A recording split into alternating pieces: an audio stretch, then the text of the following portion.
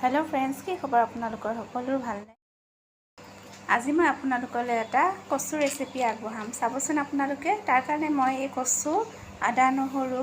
বিলাহী পিয়াজ জলকীয়া আৰু এই শুকতি মাছৰ পেষ্ট এটা ৰেডিমেড হয় সেই দি বনাম চাবচোন আপোনালোকে